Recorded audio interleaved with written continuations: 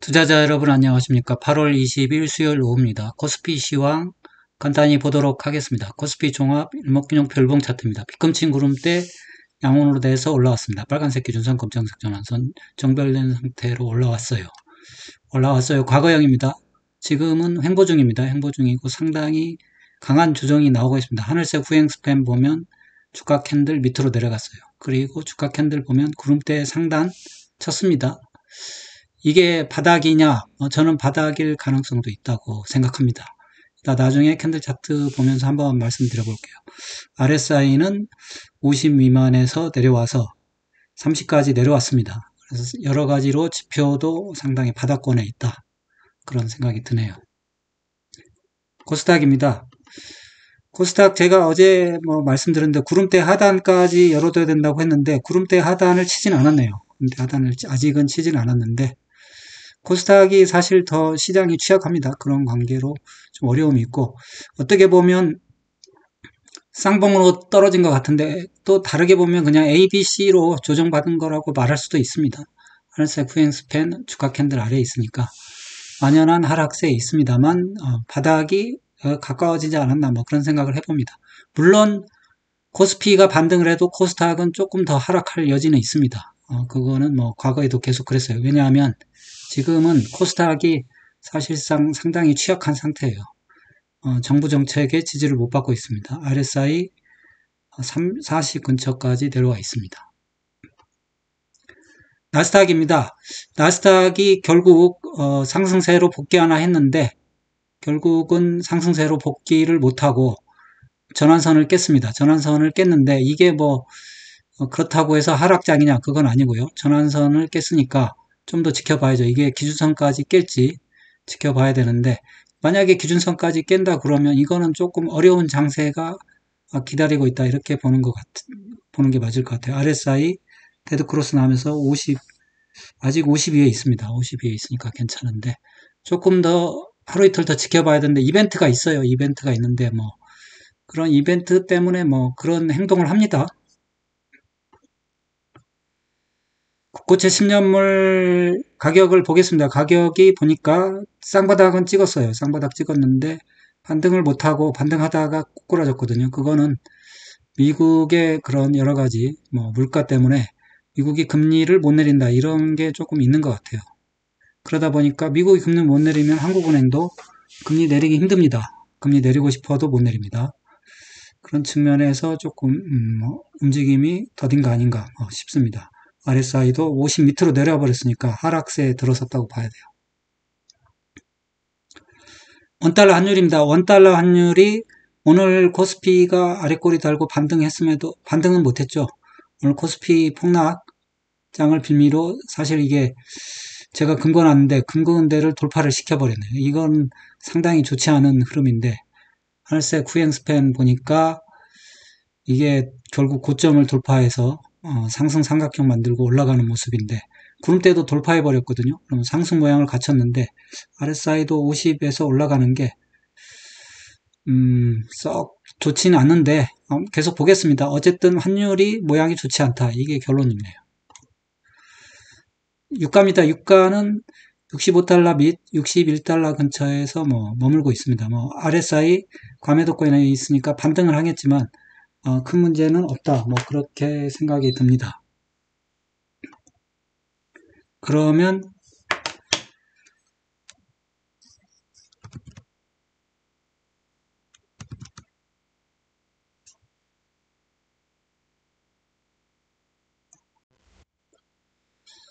지표를 살펴보도록 하겠습니다. LRS는 흐르고 있습니다. R스퀘어도 같이 흐르고 있어요.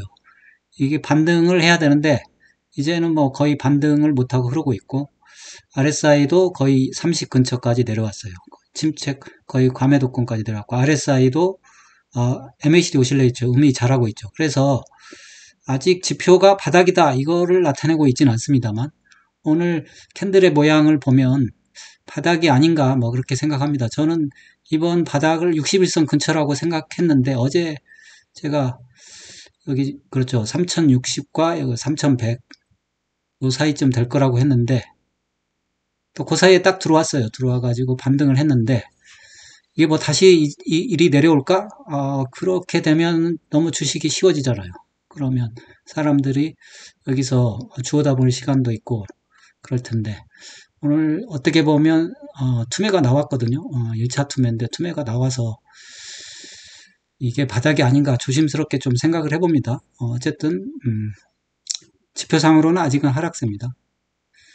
스토캐스틱입니다. 스토캐스틱이 단기, 중기, 장기 모두 이제 내려오고 있죠. 내려오고 있는데 사실 장기가 조금 덜 내려오긴 했어요. 이제 50 정도 내려왔는데 어쨌든 단기는 벌써 그 침체권에서 살짝 반등하는 그런 모양이거든요. 예.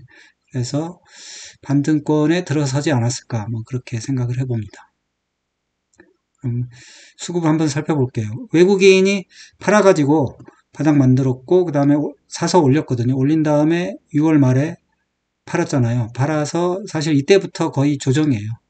파동을 세보면 5파동쯤 되는데 그런 거는 차지하고 어쨌든 6월 말부터 조정이었고 뭐 외국인이 산 거는 올리기 위해서 산 게 아니고 사고 팔고 하다 보니까 사진 거고 지금 외국인이 사실은 또 팔아가지고 바닥을 만든 것 같아요. 그리고 기관이 오늘 방어를 했습니다. 이게 뭐 어떻게 될지 모르지만 그래서 바닥은 잡지 않았나 뭐 그렇게 생각을 해봅니다. 캔들 차트 한번 월봉 보겠습니다.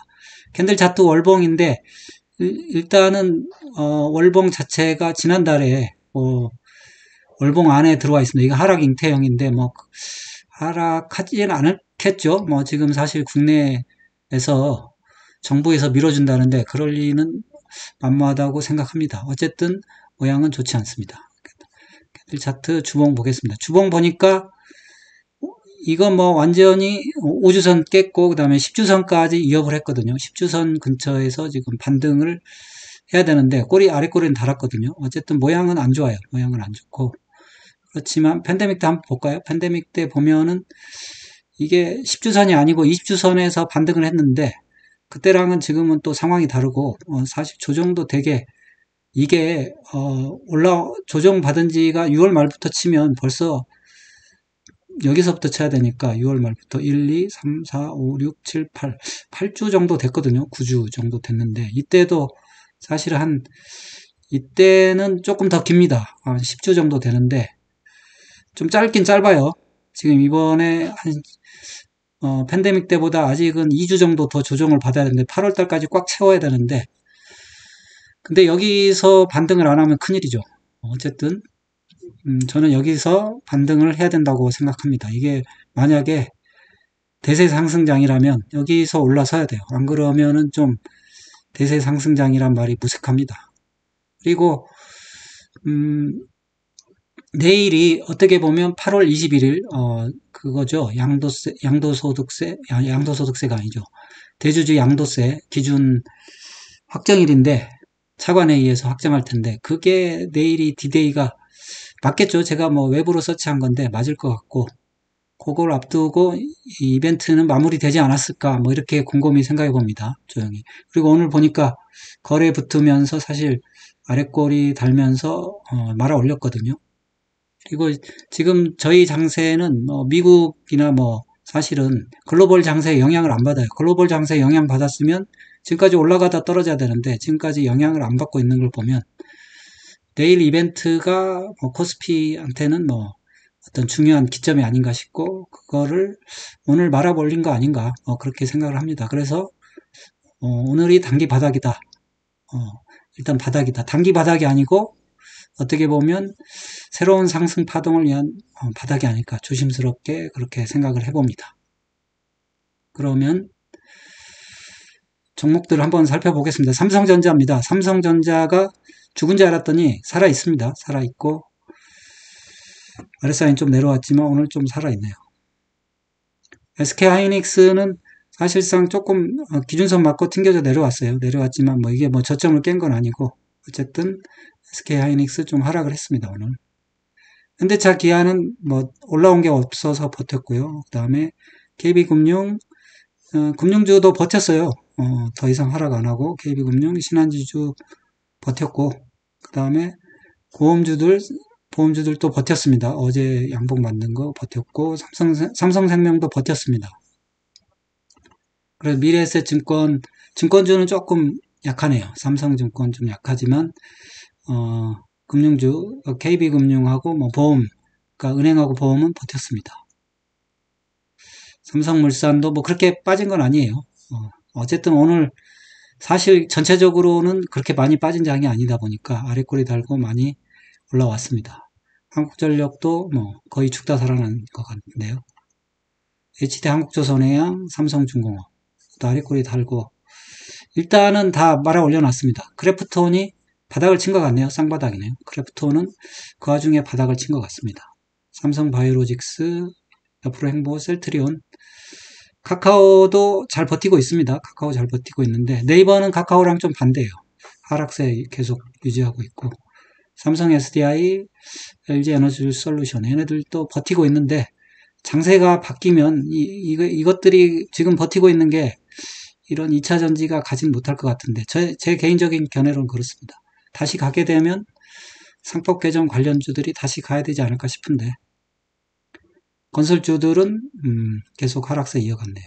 이거 방산주인데 방산주는 이번에 저점을 좀 이탈했네요. LIG 넥스원 저점 이탈했고 현대로템이 살짝 저점 이탈했습니다. 그래서 좋지 않은 흐름을 이어가고 있긴 합니다. KT 살아있고요.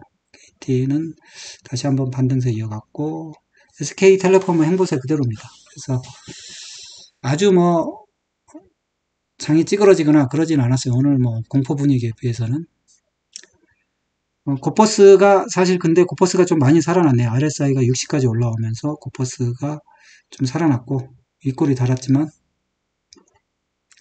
레버리지는 아랫골이 달았지만 어쨌든 하락세에 있습니다. 그래서 이게 결국 오늘이 바닥이 될지 아무튼 한번 지켜봐야죠. 뭐 결국은 그러면 외국인이 어떻게 매매를 하는지 한번 보겠습니다. 외국인이 8월 초까지는 현물을 샀어요. 근데 뭐 시장을 올리기 위해서 산 건 아니고 그냥 4조 정도 매수했고 지금은 별로 매수하고 있진 않아요. 매도도 사실은 안 하는 거죠. 그냥 멈춰 있는 거고 뭔가 조정을 마무리할 때까지 기다리는 거 아닌가 싶은데 외국인은 그렇습니다. 그리고 선물 볼게요. 선물은 외국인이 선물을 아직 그 매도 포지션을 청산을 안 했어요. 그래서 이게 뭐 바로 오늘 바닥이라고 해서 이게 바로 가냐? 그거는 아닐 것 같아요. 외국인이 선물을 좀 청산을 해줘야 되는데 선물 매도를 청산을 안 하고 있습니다. 사실 이게 결국 9월 달 선물 옵션 만기일까지 가게 되면 좀 너무 멀지 않나요? 그래서 빨리 좀 해줬으면 좋겠는데 선물 해소는 안 되고 있습니다. 다음에 콜을 볼게요. 콜풋은 뭐 사실 그렇게 중요하지는 않은 것 같은데 8월 15일부터거든요. 콜은 4,500개 정도 매수를 하고 양매수겠죠? 또 똑같이.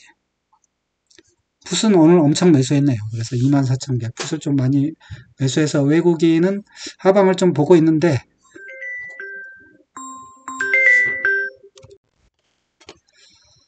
그러면 마지막으로 한번 선물 옵션 옵션이죠. 옵션 가격 보고 마치도록 하겠습니다. 콜옵션입니다. 콜옵션이 사실 급락을 개파락을 했는데 아랫골이 달고 지금 상승을 했습니다. 그래서 ABC로 떨어졌는데 바닥쯤 되지 않았을까 뭐 그렇게 생각을 합니다.